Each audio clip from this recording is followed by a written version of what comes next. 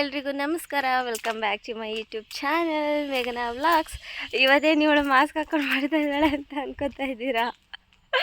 ಯಾಕೆ ಅಂದರೆ ನನ್ನ ಫೇಸ್ ಮೇಲೆ ಒಂದು ಸ್ವಲ್ಪ ಗಾಯ ಮಾಡ್ಕೊಬಿಟ್ಟಿದ್ದೀನಿ.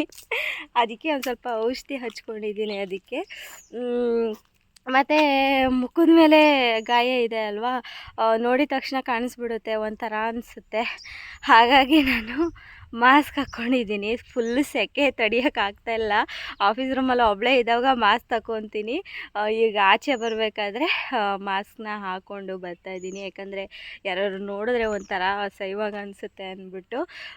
ಯಾಕಂದರೆ ನನಗೆ ಸ್ಟಿಚಿಂಗ್ ಮಾರ್ಕ್ ಇತ್ತು ಅಲ್ವಾ, ಅದ್ರದ್ದು ಏನಾಯಿತು ಅಂದರೆ ನಾನು ಮೆಡರ್ಮಾ ಕ್ರೀಮ್ ಹಚ್ತೀನಿ. ಮೆಡರ್ಮಾ ಕ್ರೀಮ್ ಹಚ್ಚಿದ ಮೇಲೆ ಅದು ಏನಾಗುತ್ತೆ ಅಂದರೆ ಸ್ವಲ್ಪ ಪೊರೆ ಪೊರೆ ಥರ ಎದ್ದು ಬರುತ್ತೆ.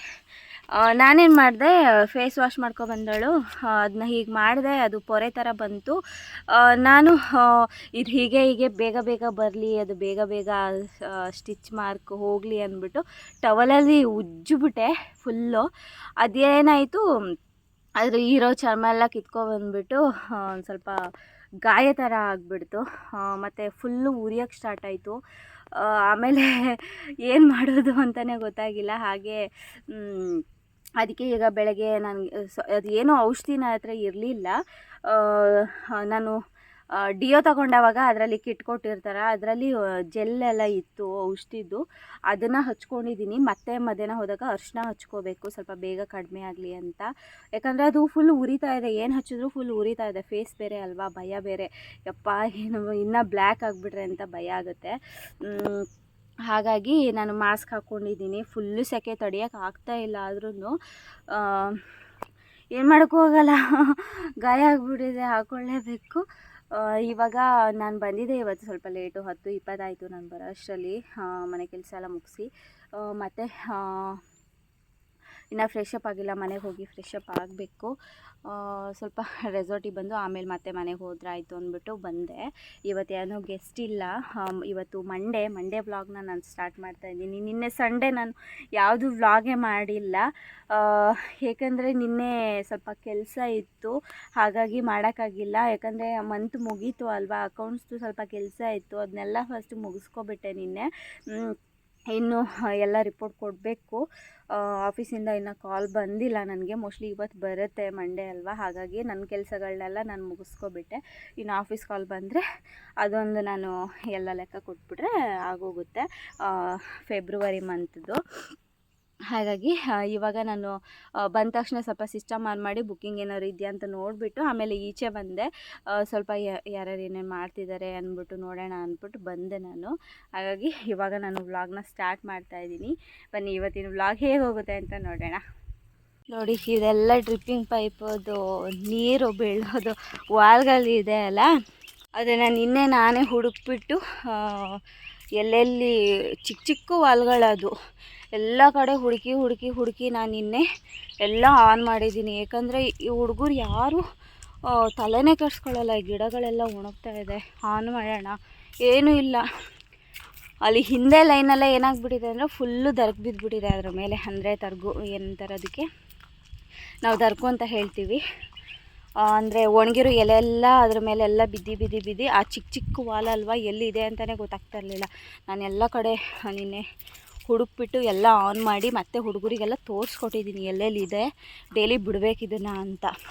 ಇಲ್ಲಾಂದರೆ ಮಾಡೋದೇ ಇಲ್ಲ ಅವರು. ಹಾಗಾಗಿ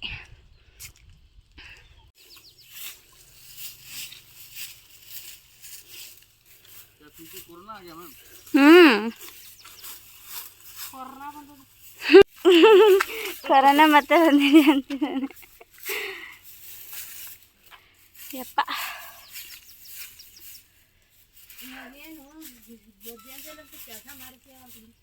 ಫುಲ್ ಸೆಕೆ, ಈಗಲೇ ತಡೆಯೋಕ್ಕಾಯ್ತಾ ಇಲ್ಲ. ಓ ಅಪ್ಪ, ಒಂದು ಮಳೆ ಬರಲಿ ಅನಿಸ್ತಿದೆ. ಆನ್ ಕಿಯಾ ಡ್ರಿಪ್ಪಿಂಗ್ ಲೈನ್ कौन ऑफ किया वो नेट? हाँ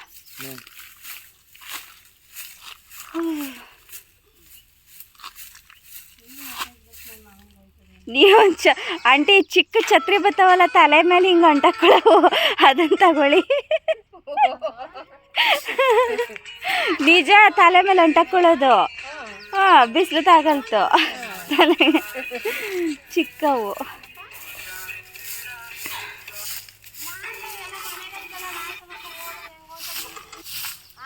ಹಾಯ್.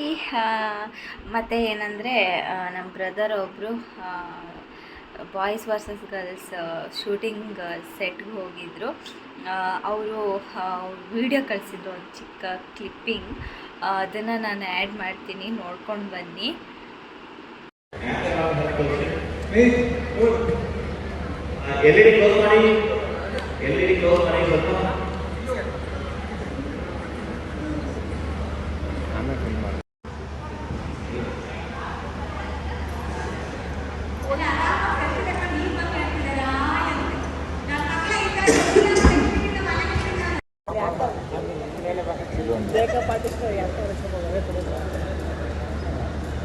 ಏನು ಹಿಂದಿದ್ದೀನಲ್ಲಪ್ಪ ನಾನು.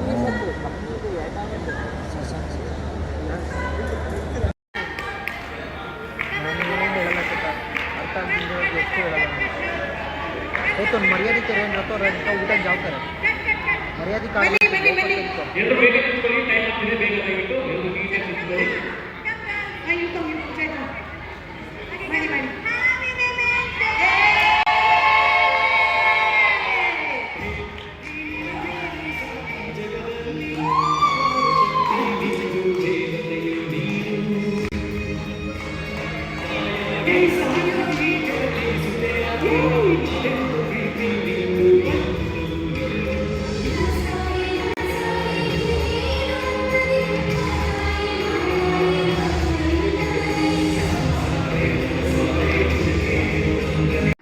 ನೋಡ್ಕೊಂಡು ಬಂದರೆ ಅವತ್ತಿಂದ ನಾನು ಹೋಗಬೇಕು ಅಂದರೆ ಹೋಗೋಕ್ಕಾಗಿಲ್ಲ, ಗಿರಿ ಕರ್ಕೊಂಡು ಹೋಗಿಲ್ಲ, ಅವರು ಬ್ಯುಸಿ ಇದ್ದರು. ಮತ್ತು ಇವತ್ತು ಮಂಡೇ ಶೂಟಿಂಗ್ ನಡೀತಾ ಇತ್ತು. ಇವತ್ತು ಏನಂತ ಅಂದರೆ ಇವತ್ತು ಹನುಮಂತು ಜೊತೆ ವೀಡಿಯೋ ಕಾಲಲ್ಲೂ ಕೂಡ ಮಾತಾಡ್ಬೋದಿತ್ತು, ಜಸ್ಟ್ ಮಿಸ್ ಆಗೋಯ್ತು. ನನಗೂ ಗೆಸ್ಟ್ ಬಂದಿದ್ದರು, ನಾನು ಮಾಡೋ ಅಷ್ಟರಲ್ಲಿ ಅವರು ಆಮೇಲೆ ಶೂಟಿಂಗಿಗೆ ಹೋಗಿಬಿಟ್ಟಿದ್ರು ಒಳಗಡೆ, ಹಾಗಾಗಿ ಮಾತಾಡೋಕ್ಕಾಗಿಲ್ಲ. ನಮ್ಮ ಬ್ರದರ್ ಕಾಲ್ ಮಾಡು ಅಂತ ಹೇಳಿದರು ವೀಡಿಯೋ ಕಾಲ್ನ, ಬಟ್ ಆಗಿಲ್ಲ. ಅದಾದಮೇಲೆ ಗೈಸ್ ಇವಾಗ ನೋಡಿ, ನನಗೆ ಗಾಯ ಆಗಿತ್ತಲ್ವ, ಫುಲ್ ಅದನ್ನ ಮೇಲೆ ಒಂಥರ ಇದೆಲ್ಲ ಏನೋ ಒಂಥರ ಗಟ್ಟಿ ಥರ ಎಲ್ಲ ಆಗಿತ್ತು. ಅದನ್ನೆಲ್ಲ ಮತ್ತೆ ಕಿತ್ತಿ ಈ ಥರ ಮಾಡಿದ್ದೀನಿ. ಇವಾಗ ಮತ್ತೆ ಇನ್ನು ಹೆಂಗದು ಜಾಸ್ತಿ ಆಗುತ್ತೋ ಗೊತ್ತಿಲ್ಲ. ಬೆಳಗ್ಗೆ ಮಾಸ್ಕೆಲ್ಲ ಹಾಕ್ಕೊಂಡು ಹೋಗಿದ್ದೆ, ಒಂಥರ ಕಾಣಿಸ್ತಾ ಇತ್ತು, ಅದು ಚರ್ಮ ಎದ್ದುಬಿಟ್ಟು. ಇವಾಗ ಮತ್ತೆ ಅದನ್ನ ಕಿತ್ತಿ ಎಲ್ಲ ತೆಗೆದಿದ್ದೀನಿ. ಅದೊಂದು ಸ್ವಲ್ಪ ಓಕೆ ಆಗಿದೆ ಇವಾಗ ಗಾಯ. ಮತ್ತು ಕೀವೆಲ್ಲ ಬರ್ತಾಯಿದೆ ಅದು, ಏಕೆಂದರೆ ಉಗುರೆಲ್ಲ ತಾಗಿಸ್ಬಿಟ್ಟಿದ್ದೀನಿ, ಹಾಗಾಗಿ ಅದು ಒಂಥರ ಸಪ್ಟಿಕ್ ಥರ ಆಗ್ತಾಯಿದೆ. ನೋಡೋಣ, ಇವಾಗ ಒಂದು ಸ್ವಲ್ಪ ಬೆಳಕಿದೆ ಅಲ್ಲ, ಲೈಟ್ ಬೆಳಕು, ಹಾಗಾಗಿ ಅದು ಎದ್ದು ಕಾಣಿಸ್ತಾ ಇಲ್ಲ, ಹಾಗಾಗಿ ಮಾಸ್ಕ್ ಹಾಕ್ಕೊಳ್ದೇನೆ ಹಾಗೆ ಮಾಡ್ತಾಯಿದ್ದೀನಿ ವೀಡಿಯೋನ. ಆಮೇಲೆ ಬೆಳಗ್ಗೆ ಮಾಸ್ಕ್ ಹಾಕ್ಕೊಂಡಿದ್ರಿ ಇದಿದೆ ಅಂದ್ಬಿಟ್ಟು ಮತ್ತೆ ಇವಾಗ ಅಂತ ಹೇಳಬೇಡಿ. ಈಗ ಲೈಟ್ ಇರೋದ್ರಿಂದ ಮತ್ತು ನಾನು ಮೇಲ್ಗಡೆ ಇರೋ ಅದು ಕಪ್ಪಕ್ಕೆ ಇರೋ ಇದು ಚರ್ಮ ಎಲ್ಲ ಫುಲ್ ಕಿತ್ತಾಕ್ಬಿಟ್ಟಿದ್ದೀನಿ. ಅದು ಮತ್ತೆ ಇವಾಗ ಸ್ಕಿನ್ ಕಲರ್ ಮಾತ್ರ ಬಂದಿದೆ. ಅದು ಲೈಟಾಗಿ ಸ್ವಲ್ಪ ನೀರು ಥರ ಬರ್ತಾಯಿದೆ, ಮತ್ತು ಒಂಥರ ಕ್ಯೂ ಥರ ಆಗ್ತಾಯಿದೆ. ಅದು ನೋಡೋಣ ಮತ್ತೆ ಅದು ಏನಾಗುತ್ತೆ ಅಂತ ಗೊತ್ತಿಲ್ಲ. ಹಾಗೆ ಅದೇ ಹೇಳಿದ್ನಲ್ವ, ನಮ್ಮ ಬ್ರದರು ಹೋಗಿದ್ದರು ಶೂಟಿಂಗ್ ಸೆಟ್ಗೆ, ಹಾಗಾಗಿ ಅವ್ರು ಸ್ವಲ್ಪ ಕ್ಲಿಪ್ಪಿಂಗ್ನ ಸೆಂಡ್ ಮಾಡಿದರು. ಜಾಸ್ತಿ ಅಲ್ಲೆಲ್ಲ ವೀಡಿಯೋ ಮಾಡೋವಾಗಿಲ್ವಂತೆ ಶೂಟಿಂಗ್ ಎಲ್ಲ ಮಾಡುವಾಗ, ಹಾಗಾಗಿ ಅವರು ಏನು ಜಾಸ್ತಿ ಕಳಿಸಿಲ್ಲ. ಹಾಗೆ ಇನ್ನೇನು ಹೇಳಿ, ಊಟ ಎಲ್ಲ ಮುಗಿಸಿ ಹಾಗೆ ಟಿ ವಿ ಎಲ್ಲ ನೋಡ್ತಾ ಇದ್ದೆ. ನಾಳೆ ವೀಕ್ ಆಫು, ಮನೇಲೇ ಇರ್ತೀನಿ, ಹೋಗಲ್ಲ ಕೆಲಸಕ್ಕೆ. ನಾಳೆ ಸ್ವಲ್ಪ ಮನೆಯಲ್ಲೇ ರೆಸ್ಟ್ ಮಾಡೋಣ ಅಂತ, ಯಾಕಂದರೆ ಬುಧವಾರ ಸ್ವಲ್ಪ ಫೋಟೋಶೂಟೆಲ್ಲ ಇದೆ, ನಾಳೆ ನೀವು ಲೀವ್ ತಗೊಳ್ಳಿ, ಮತ್ತು ಬುಧವಾರ ಇರುತ್ತೆ ಕೆಲಸ ಅಂತ ಹೇಳಿದ್ರು. ಶೂಟ್ಗೆಲ್ಲ ಬರ್ತಾರೆ ಅಂತ ಹೇಳಿದ್ರು ಸರು, ಹಾಗಾಗಿ ನನಗೆ ನಾಳೆ ಲೀವ್ ಕೊಟ್ಟರು. ಇಲ್ಲಾಂದರೆ ನೆಕ್ಸ್ಟ್ ವೀಕೆ ತೊಗೊಳ್ಳೋಣ ಅಂದ್ಕೊಂಡೆ, ನೋಡಬೇಕು ಏನಾಗುತ್ತೆ ಅಂತ. ಓಕೆ ನಾಳೆ ತಗೊಳ್ಳೋಣ, ರೆಸ್ಟ್ ಮಾಡೋಣ ಅಂದ್ಬಿಟ್ಟು ನಾನು ಸುಮ್ಮನಾದೆ. ಹಾಗೆ ನಾನು ಮನೆಗೆ ಬಂದು ತಲೆ ಸ್ನಾನ ಎಲ್ಲ ಮಾಡಿ, ಪೂಜೆ ಎಲ್ಲ ಮಾಡಿ, ಬಟ್ಟೆ ಎಲ್ಲ ಮಡಚಿ ಆಮೇಲೆ ಟಿ ವಿ ನೋಡ್ತಾ ಇದ್ದೆ. ಹಾಗೆ ಇವಾಗ ಮತ್ತೆ ಮನೆಗೆ ಕಾಲ್ ಮಾಡಿದ್ದೆ ಅಮ್ಮನ ಹತ್ರ ಎಲ್ಲ ಮಾತಾಡಿ, ಆಮೇಲೆ ಮತ್ತು ಅದಕ್ಕೆಲ್ಲ ಕಾಲ್ ಮಾಡಿದ್ದೆಲ್ಲ ಮಾತಾಡಿಬಿಟ್ಟು ಇವಾಗ ವ್ಲಾಗ್ ಮಾಡೋಣ ಅಂತ ಬಂದಿರೋದು. ಅದೇ ಜಾಸ್ತಿ ಏನೋ ಕ್ಲಿಪ್ಪಿಂಗ್ಸ್ ತೊಗೊಂಡಿರಲಿಲ್ಲ ಇವತ್ತು, ಹಾಗಾಗಿ ಇವತ್ತು ಸುಮ್ಮನೆ ಹಾಗೆ ಟೈಮ್ ವೇಸ್ಟ್ ಮಾಡಿಬಿಟ್ಟೆ. ಹಾಗಾಗಿ ಜಾಸ್ತಿ ಕ್ಲಿಪ್ಪಿಂಗ್ಸ್ ಏನು ತೊಗೊಂಡಿರಲಿಲ್ಲ, ಹಾಗಾಗಿ ಇವಾಗ ಮಾಡ್ತಾಯಿದ್ದೀನಿ ನಾನು. ಈ ಗಿಡ ಮತ್ತೆ ಇಲ್ಲೆಲ್ಲ ಒಣಗೋಯ್ತಾ ಇದೆ ಗೈಸ್, ಇಲ್ಲೆಲ್ಲ ಒಣಗಿ ಹೋಗ್ತಾ ಇದೆ. ಮೋಸ್ಟ್ಲಿ ಏನಕ್ಕೆ ಫ್ಯಾನ್ ಗಾಳಿಗೆ ಅನಿಸುತ್ತೆ. ಆಚೆ ಇರೋ ಗಿಡ ಚೆನ್ನಾಗಿದೆ, ಈ ಗಿಡ ಒಣಗೋಗ್ತಾ ಇದೆ. ನಾನು ಅವತ್ತು ಅಷ್ಟೇ ಇಲ್ಲಿ ಸೈಡಲ್ಲೆಲ್ಲ ಕಿತ್ತಿದ್ದೆ ಒಣಗಿರೋದು, ಇದು ಮತ್ತೆ ಕೀಳಬೇಕು. ಇದೆಲ್ಲ ಆಚೆ ಇರೋದು ಚೆನ್ನಾಗಿದೆ, ಇದು ಮಾತ್ರ ಈ ಥರ ಆಗ್ತಾ ಇರೋದು. ಮತ್ತು ನಾಳೆ ಲೀವ್ ಹಾಕ್ಕೊಂಡು ಮನೇಲೇ ರೆಸ್ಟ್ ಮಾಡೋಣ ಅಂದ್ಕೊಂಡಿದ್ದೀನಿ. ನಾಳೆ ಗೊತ್ತಿಲ್ಲ ಎಷ್ಟಾಗುತ್ತೋ ಅಷ್ಟು ವ್ಲಾಗ್ ಮಾಡೋಕ್ಕೆ ಟ್ರೈ ಮಾಡಬೇಕು. ಮನೇಲೇ ಇರ್ತೀನಿ ಅಲ್ವಾ, ಹಾಗಾಗಿ ಮಾಡೋಕ್ಕೆ ಟ್ರೈ ಮಾಡಬೇಕು ಎಷ್ಟಾಗುತ್ತೋ ಅಷ್ಟು. ಹಾಗೆ ಇವತ್ತು ನಾನು ಕೂದಲಿಗೆ ಕಂಡೀಷ್ನರ್ ಹಾಕಿಲ್ಲ, ಅದೊಂದು ಸ್ವಲ್ಪ ಎದ್ದು ಕಾಣಿಸ್ತಾ ಇದೆ, ಒಂಥರ ಉದ್ದಿದ್ದಾಗಿ ಕಾಣಿಸ್ತಾ ಇದೆ. ಕಂಡೀಷ್ನರ್ ಹಾಕಿದರೆ ಸ್ವಲ್ಪ ಸ್ಮೂತಾಗಿ ಬರ್ತಿತ್ತು, ಬಟ್ ಒಂಥರ ಆಗ್ತಾಯಿದೆ. ಮತ್ತು ನಾನು ಇನ್ನೂ ತಲೆ ಬಾಚಿಲ್ಲ, ಮತ್ತು ನೈಟ್ ಆಗಿತ್ತಲ್ಲ ಅಂದರೂ ಸುಮ್ಮನಾದೆ, ಹಾಗೆ ಮಲ್ಕೊಳಕ್ಕೆ ಬಂದೆ. ಹಾಗೆ ಇಷ್ಟೇ ಗೈಸ್, ಇನ್ನೇನು ಇಲ್ಲ. ಈ ವ್ಲಾಗ್ನ ನಾನು ಇಲ್ಲಿಗೆ ಎಂಡ್ ಮಾಡ್ತೀನಿ. ಮತ್ತು ನಮ್ಮ ಮನೆಯವರಿಗೆ ಗಿರಿಗೆ ಕೂಡ ಸ್ವಲ್ಪ ಅವರಿಗೆ ಸ್ವಲ್ಪ ಗುಳ್ಳೆ ಥರ ಆಗಿಬಿಟ್ಟು ಮುಖತ್ರ ಅವರಿಗೆ ನೈಟು ಜ್ವರ ಎಲ್ಲ ಬಂದಿತ್ತು. ನಿನ್ನೆ ಟ್ಯಾಬ್ಲೆಟ್ ಹಾಕ್ಕೊಂಡು ಮಲಗಿದ್ರು, ಇವತ್ತು ಸ್ವಲ್ಪ ಓಕೆ ಅವರು. ಇವತ್ತು ಮನೇಲಿದ್ದು ರೆಸ್ಟ್ ಮಾಡಿದ್ರು, ಹಾಗಾಗಿ ಇವತ್ತು ಸ್ವಲ್ಪ ಓಕೆ.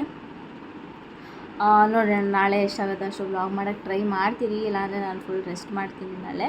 ಹಾಗೆ ಪ್ಲೀಸ್ ನನಗೆ ಸಪೋರ್ಟ್ ಮಾಡಿ. ಇನ್ನು ನನ್ನ ಚಾನಲ್ನ ಸಬ್ಸ್ಕ್ರೈಬ್ ಮಾಡ್ಕೊಂಡೇ ನೋಡ್ತಾ ಇರೋರು ಪ್ಲೀಸ್ ನನ್ನ ಚಾನಲ್ನ ಸಬ್ಸ್ಕ್ರೈಬ್ ಮಾಡ್ಕೊಳ್ಳಿ. ಹಾಗೆ ಪಕ್ಕದಲ್ಲಿರೋ ಬೆಲ್ಲೈಕನ್ ಕೂಡ ಪ್ರೆಸ್ ಮಾಡಿ. ಹಾಗೆ ಲೈಕ್ ಮಾಡಿ, ಶೇರ್ ಮಾಡಿ, ಕಮೆಂಟ್ ಮಾಡಿ. ಮತ್ತೆ ನೆಕ್ಸ್ಟು ವೀಡಿಯೋಗಳಲ್ಲಿ ಸಿಗ್ತೀನಿ. ಹೀಗೆ ಸಪೋರ್ಟ್ ಮಾಡ್ತಾಯಿರಿ, ಜಾಸ್ತಿ ಸಪೋರ್ಟ್ ಮಾಡಿ ಅಂತ ಕೇಳ್ಕೊತ ನಾನು ಇವತ್ತಿನ ಈ ವ್ಲಾಗ್ನ ನಾನು ಇಲ್ಲಿಗೆ ಎಂಡ್ ಮಾಡ್ತಾಯಿದ್ದೀನಿ. ಪ್ಲೀಸ್ ಸಬ್ಸ್ಕ್ರೈಬ್ ಮಾಡಿ, ಹಾಗೆ ಶೇರ್ ಮಾಡಿ, ಆದಷ್ಟು ಶೇರ್ ಮಾಡಿ. Thanks for watching. ಬಾಯ್.